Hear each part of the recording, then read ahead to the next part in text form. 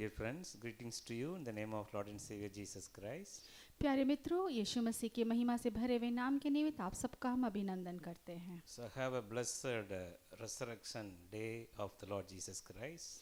और आपको यीशु मसीह का पुनरुत्थित हो जाना बहुत बहुत आशीषमय हो। So every day we have to meditate more about the resurrection of the Lord Jesus Christ. और हमें बहुत ज़रूरी है कि हम हर रोज़ यीशु मसीह के पुनरुत्थान के बारे में मनन करें, Because lots of secrets are inside the Word of God in the resurrection of the Lord Jesus Christ. क्योंकि बहुत सारी रहस्य की बातें हैं यीशु मसीह के पुनरुत्थित हो जाने के विषय में वचन में। So please turn your Bible, Matthew chapter 28, verse 2 to 10. इसीलिए आप सभी अपने अपनी बाइबलें खोल सकते हैं। मत्ती की इंजील उसका 28 अध्याय उसका 2 से 10। So from this word 2 to 10, lots of spiritual truths are inside. If we meditate one by one, it will very much helpful for our everyday spiritual life with the help of the resurrection power of the Lord Jesus Christ. और जब आप इस वचन को मनन करते हैं जो हमें मत्ती की इंजील 28 उसका 2 से 10 में मिलता है, यहाँ पर बहुत सारे ऐसी आत्मिक बातों का, आत्मिक रहस्यों का उद्घाटन किया गया है जो हमें वचन से जुड़ी हुई बहुत सारी ऐसी बातों को बताता है जो बहुत ही अद्भुत है और यीशु मसीह के पुनरुत्थान से जुड़ी हुई हैं। So please follow me from this Matthew 28 verse 2 onwards. Turn your Bible, take your Bible. If you follow one by one, it will be a great help for your spiritual strength. और इसीलिए मैं आपसे आग्रह करूंगा, निवेदन करूंगा कि आप हमारे साथ बने रहें और अपनी अपनी बाइबलें निकाल लें और जैसे कदम दर कदम हम आगे चलते हैं हमारे साथ बने रहे मत्ती की इंजील 28 2 से 10 में। So the verse 2, it started like that. There was a strong earthquake during the time of the resurrection of the Lord Jesus Christ. और जो दूसरा वचन है वो ये ऐसा बताता है कि जब यीशु मसीह का पुनरुत्थान हो रहा था उस समय एक बहुत बड़ा भूकंप आया। So the meaning of the spiritual meaning of the strong earthquake, it's the awesome power of God. God want to show in your life through His resurrection. और उस बड़े भूकंप का अगर हम आत्मिक रूप से देखें तो ये मतलब होता है कि एक बहुत बड़ा आशीष, एक बहुत बड़ा बदलाव जो आपके जीवन में भी परमेश्वर देना चाहता है उस पुनरुत्थान के माध्यम से। All the impossible things in your life is going to be possible through the resurrection of the Lord Jesus Christ. यीशु मसीह के पुनरुत्थित हो जाने की वजह से आपके जीवन में जो भी चीजें असंभावी लगती हैं वो सारी बातें संभव हो जाएंगी। So then the angel of the Lord came down from heaven. So that means the heaven is open for us. The angels are started ascending and descending between heaven and earth. It's happened because of the resurrection of the Lord Jesus Christ. और फिर आगे वचन ये कहता है कि जो प्रभु का स्वर्गदूत था वो उतरने लगा और ये इस बात को बताता है कि यीशु मसीह के पुनरुत्थान हो जाने की वजह से वो स्वर्ग खुल गया था, स्वर्ग का वो रास्ता खुल गया था और इसीलिए स्वर्गदूत ऊपर से नीचे और नीचे से ऊपर उतरना और चढ़ना कर रहे थे। Because of the resurrection of the Lord Jesus Christ, your prayers are going to be received by the Lord Jesus Christ in heaven, and the answers are going to be come down from today onwards. और यीशु मसीह के पुनरुत्थित हो जाने की वजह से ही आपकी प्रार्थनाएं ऊपर स्वर्ग में यीशु मसीह के द्वारा ग्रहण की जा रही हैं और उनका उत्तर स्वयं मसीह के द्वारा आप तक पहुंच रहा है और वो सिर्फ इसलिए क्योंकि यीशु मसीह पुनरुत्थित हो चुके। The same word, Matthew 28:2, the angel went to the tomb and rolled away the stone away and sat on the stone. So the angel just rolled away the big stone by his supernatural power. और इसी वचन में ऐसा लिखा हुआ है कि उस स्वर्गदूत ने उस पत्थर को लुढ़का दिया और उस पर बैठ गया। वो सामर्थ था और उस सामर्थ ने ये संभव किया कि उस स्वर्गदूत ने उस पत्थर को लुढ़का दिया। So in your life also, what are the stone you are facing? All the closed stone. You may think it is not possible. Long years I am praying. Today, by the resurrection power of the Lord Jesus Christ, all the hindrance, all the stopping, the blessings, the stopped blessing, the delayed blessings, all the stones are going to be rolled away by the power of the resurrection of the Lord Jesus Christ. और शायद ऐसे ही आपकी ज़िंदगी में कोई पत्थर पड़ा हुआ होगा। शायद आप इस बात को लेके बहुत दिनों से परेशान हैं कि आपकी प्रार्थनाएं अनुत्तरित रह जा रही हैं। शायद बहुत सारी बातें हैं जो आपके जीवन में पूरी नहीं हो रही है, लेकिन यीशु मसीह का वो पुनरुत्थान का सामर्थ वो आपकी ज़िंदगी से हर उस रुके हुए जगह से पत्थर को लुढ़काने जा रहा है। आपकी ज़िंदगी के हर एक दरवाजे को वो इसी तरह खोलने जा रहा है। So this third word, the verse 3 says, the angel was shining bright as a lightning. His clothes were white as snow. So the meaning is, the Lord is going to be shine upon you. The resurrection glory of the Lord Jesus Christ is going to be shine upon you. All the darknesses are going to be go away. You are going to be arise and shine for the Lord Jesus Christ through the resurrection grace. और तीसरा वचन ऐसा बताता है कि उस स्वर्गदूत का जो रूप था वो बिजली के समान था और उसका जो वस्त्र था वो पाले के समान उज्जवल था। और वचन इस बात को यहाँ इसलिए बताता और ये में दिखाता है कि यीशु मसीह के पुनरुत्थान हो जाने की वजह से जो हम हैं वो उजाले में आ गए हैं, हम जो हैं वो उज्जवल हो गए हैं और परमेश्वर के पुनरुत्थान का वो सामर्थ हम में से हर एक की ज़िंदगी से उन तमाम चीज़ों को जिसने हमें घेर रखा है, जकड़ रखा है, वो उन सारी चीज़ों को वो सामर्थ बदल देता है। The word fourth says 28:4, the soldiers guarding, protecting the tomb, they were become like a dead people. So that means all the enemies stopping your blessing, protecting, keeping the stone in your life, and the enemies are going to fly away. Bible says one way they will come against you, 7 ways they will flee away from you. So no one can come against you. Everybody will go away from your life.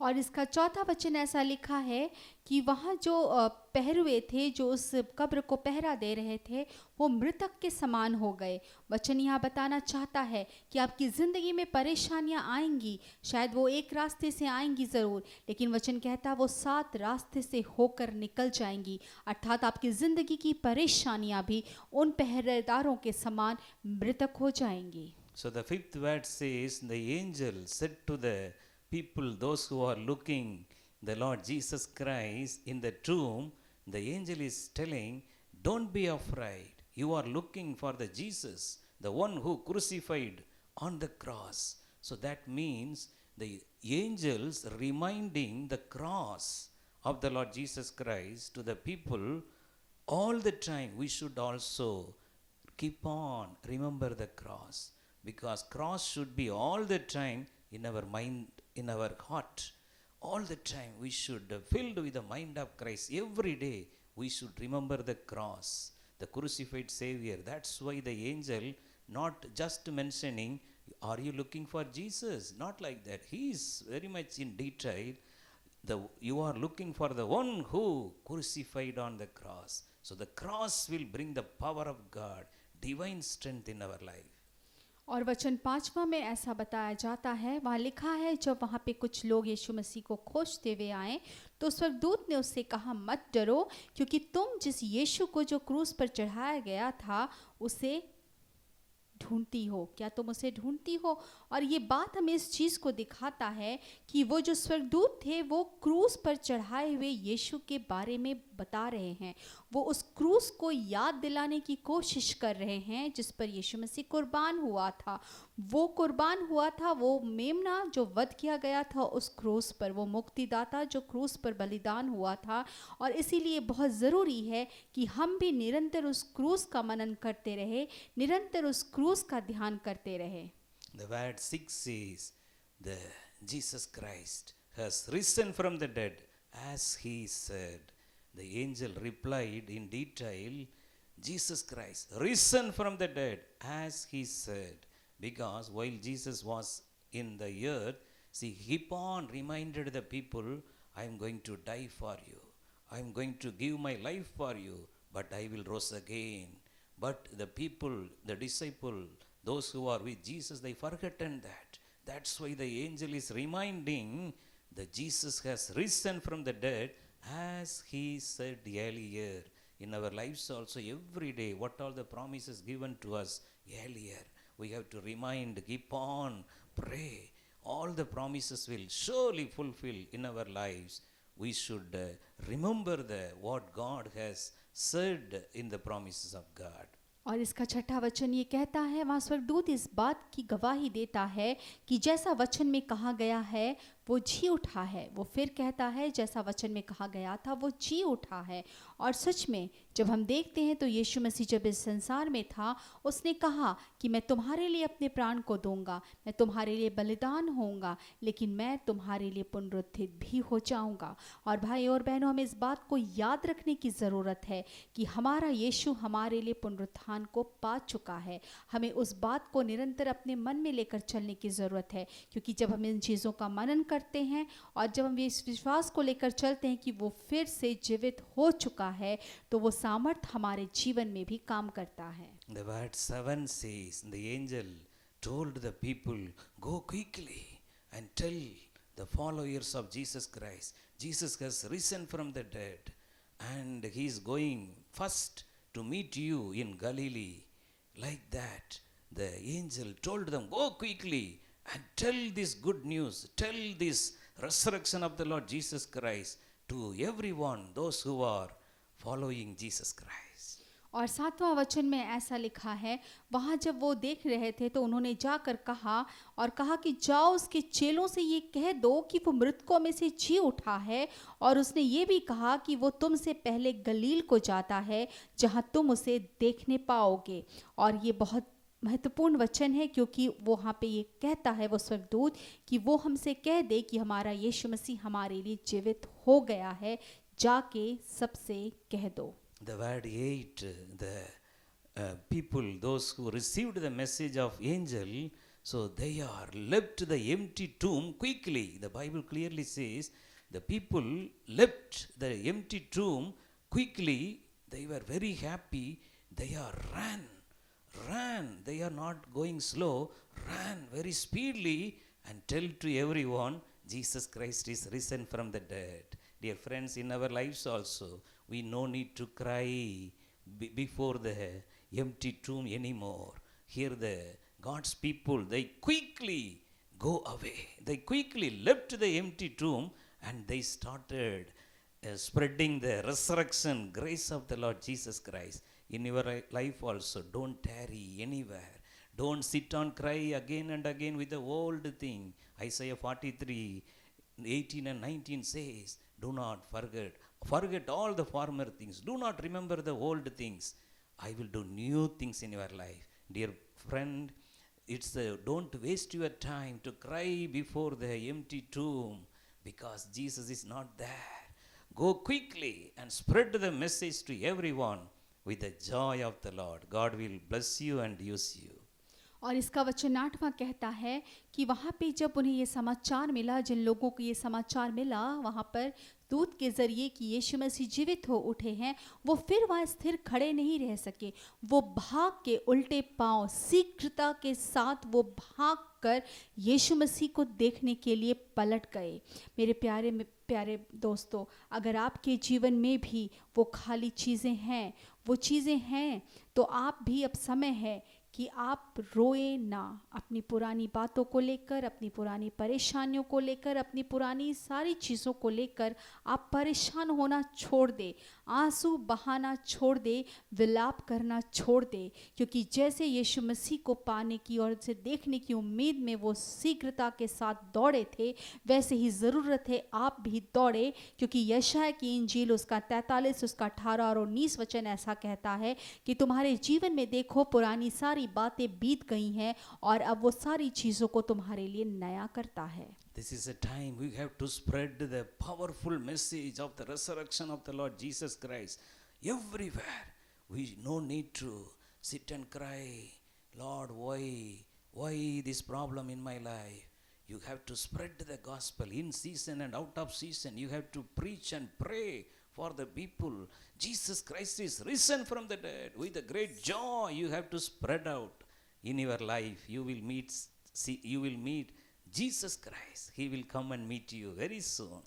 और आपके पास समय हो या ना हो, आपके लिए बहुत ज़रूरी है कि आप निकल जाएं उस सुसमाचार के प्रचार के लिए जिसके लिए आप बुलाए गए हैं। आपके पास इतना समय नहीं है कि आप पुरानी परेशानियों के साथ बैठकर विलाप करना शुरू करें, क्योंकि वो समाचार, वो पुनरुत्थान का समाचार जो यीशु मसीह ने आपको दिया, वो ज़रूरी है कि आपके ज़रिए लोगों तक पहुंचाया जाए। और जब आप ये करते हैं, यकीन माने यीशु आपसे मिलने के लिए तैयार खड़ा है। Since they started spread and preach about the great news, the powerful news, Jesus Christ is risen from the dead. What happened? Jesus told them, I will meet you only in Galilee. But because they very much with a great love, Jesus is risen, they never stopped. They immediately start from the tomb quickly and they spread the message of life. Jesus is alive. That's why Jesus came and meet with them. The appointment is in Galilee only, but Jesus immediately came in your life also, every day with a great joy. Instead of your sorrows and worries, Jesus is alive. Jesus is alive. If you confess and proclaim and spread this message, Jesus will come and meet you. How Jesus came in the ninth word, Jesus meet them and they were worshipped Him. You are also going to see Jesus, the resurrected Savior, face to face very soon. और जब हम इस वचन को आगे देखते हैं, वो लोग जिन्हें ये समाचार मिला था कि यीशु पुनर्जीवित हो गए हैं, वो एक मिनट भी इस बात के लिए नहीं रुके। हालांकि वो उन्हें समाचार दिया जा चुका था कि यीशु उनसे गलील में मिलेंगे, लेकिन तब तक भी वो रुके नहीं। और उन्होंने कब्र से ही जब दौड़ना शुरू किया, यीशु मसीह की खोज में उससे मिलने के लिए जब दौड़ना शुरू किया, वो ये शोर मचाते हुए निकले कि यीशु मसीह जीवित है, यीशु मसीह जीवित है, यीशु मसीह जीवित है। और उन्होंने इस प्रचार को किया। हालांकि उनका मिलना गलील में तय था, लेकिन गलील तक पहुंचने से पहले उन्होंने यीशु मसीह के पुनरुत्थित हो जाने की बात को फैला दिया था। आपके जीवन में अभी अगर ऐसी कोई बातें हैं, आप भी अगर रुके हुए हैं, अभी तक परेशान हैं, बंधे हुए हैं, रुके मत, चलना शुरू करें। वचन को लेकर, सुसमाचार को लेकर लोगों को बोलना शुरू करें कि यीशु मसीह जीवित है, वो पुनरुत्थित हो चुका परमेश्वर है। और निश्चय जाने, जैसे वो चेलों से उसने गलील में मुलाकात की, उसी तरह वो यीशु मसीह आपसे भी शीघ्रता से मिलने वाला है। The heart of the Lord Jesus Christ is fully moved with love for the Galilee people, because the people in Galilee, they are not well educated people, they are not intellectual and professionals. They loved Jesus from their heart. They are very poor, but in their heart they are rich. They have a great love for Jesus. That's why after the resurrection, Jesus Christ first meeting with the people in Galilee. That's why before He ascended into heaven, the people, those who are loved Him so much, they only came and meet Him. That's why the Bible says in the book of Acts chapter 1, O people of Galilee, why you are looking upon the sky? The same Jesus who taken up into the heaven, He will be come back. He will be come back. The message given to only the people of Galilee. Dear friends, you should also, like the people of Galilee, love Jesus more. Love Jesus more. Every day pray more. Every day don't look upon the problem. Don't look upon your weaknesses. Look upon the resurrection of the Lord Jesus Christ. How the God meet with the Galilee people. He is going to come and meet you. Your home is going to be the home of Galilee. Jesus will come every day and speak to you, talk to you. God is going to bless you. और यीशु मसीह ने गलील में मिलने की बात इसलिए कही क्योंकि गलील के जो लोग थे उनके लिए यीशु मसीह के दिल में बहुत प्यार था। गलील के लोग बहुत ज़्यादा पैसे वाले या बहुत ज़्यादा बुद्धिजीवी नहीं थे, वो बहुत गरीब थे, बहुत निचले दर्जे के थे और शायद बहुत अनपढ़ थे, कम पढ़े लिखे थे, लेकिन यीशु मसीह से वो बहुत प्यार करते थे। और इसीलिए स्वर्गारोहण से पहले वचन इस बात को कहता है कि यीशु मसीह के साथ उन लोगों की मुलाकात जो यीशु मसीह से मोहब्बत रखते थे, उसने सबसे पहली मुलाकात उठाए जाने से पहले गलील में ही किया। शायद आपके जीवन में भी ऐसी ही कोई बात होगी, आप भी उसे पुकारें, आप भी उसे खोजें, आप भी उसके पीछे चलना शुरू करें, आप भी उससे प्यार रखें और आपके जीवन में भी जैसे गलील के लोगों से वो मिलने के लिए गया क्योंकि वो उनसे प्यार करता था, यीशु मसीह निश्चय ही आपसे भी मिलने के लिए आएगा और वो आपकी उन तमाम चीज़ों पर भी नज़र करेगा जिन्हें वो जानता है। Let's pray. Gracious Father, we thank you for this wonderful time. Lord, you only spoke to your children from this Matthew 28 to 10. Lord, let them meditate it continuously. Give them also more revelation. Let them also find more spiritual truth from that. Lord, bless them. In Jesus' name,